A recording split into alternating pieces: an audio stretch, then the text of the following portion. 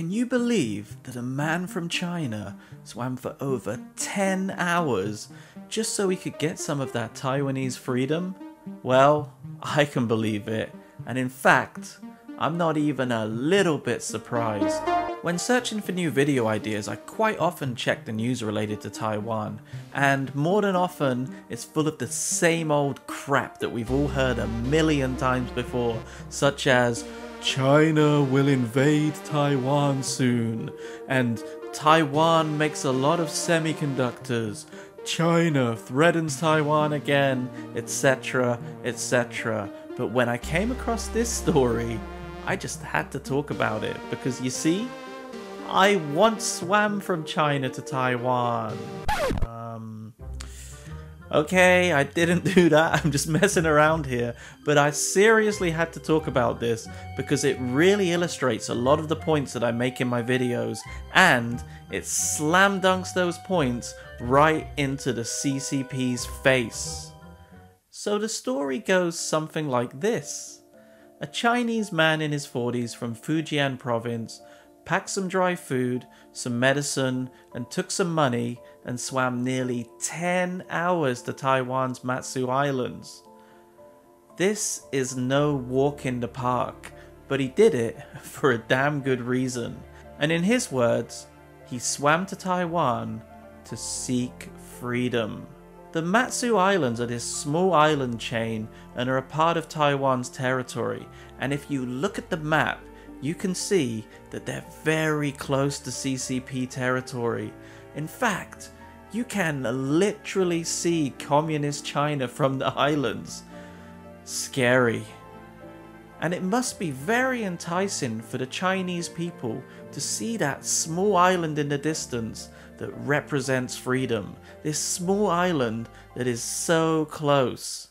So anyway, during his epic and rather treacherous swim, out of all of the things that could have happened to him, out of all of the things that could have gone wrong, he got stung by a goddamn bee.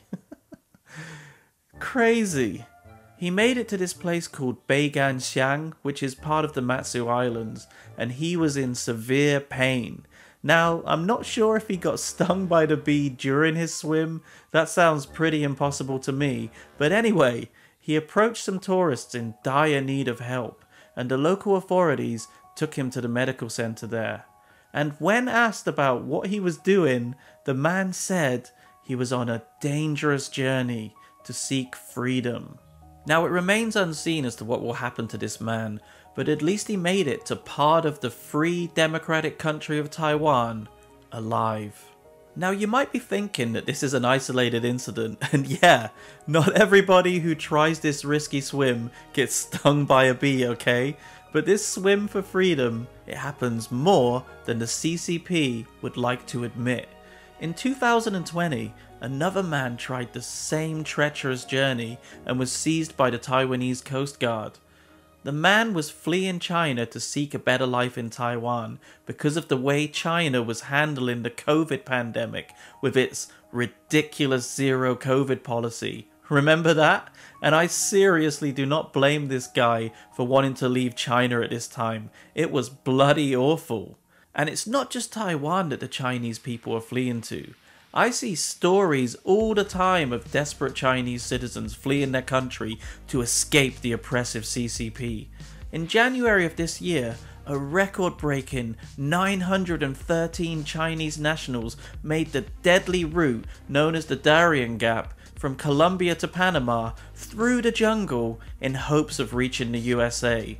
This is a horrific journey filled with dangers such as deadly snakes and spiders, flash floods, and criminal groups operate in the area that could exploit you, rob you, or even kill you. Many people attempt this arduous journey because the reward of this horrible trek is freedom. And even the life-threatening journey seems far more appealing than going back to a life of fear and paranoia, living under a horrible and tyrannical government like the CCP. They are willing to die rather than go back home to China, which really says something about the way the government operates in China. Oh, and let's not forget about Hong Kong. Ever since that ridiculous national security law introduced by the CCP, the people of Hong Kong have been desperate to get the hell out of there and get as far away from the CCP as possible.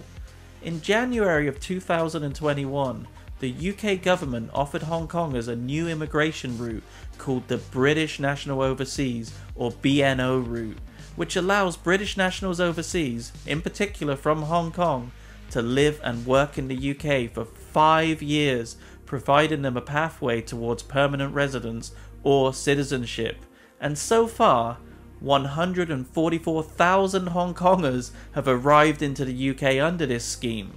Now, not all of them are loving life here in the UK. Obviously, they're going to encounter some problems, but at the very least, it gives them more opportunity to have some of that freedom that has been taken away from them by the CCP. That freedom that is slowly but surely being eradicated from Hong Kong. So this really begs to ask a question.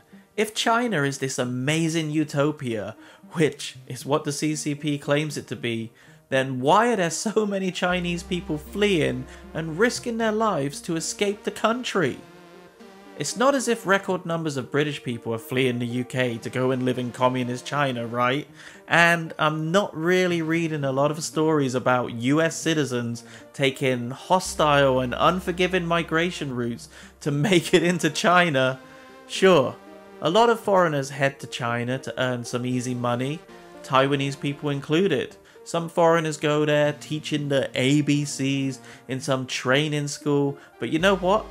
They usually end up going back home after a little while, and that is because China is not an easy country to live in. Perhaps more important than this is that this man's story really flies in the face of the CCP's pathetic narrative that Taiwan is a province of China.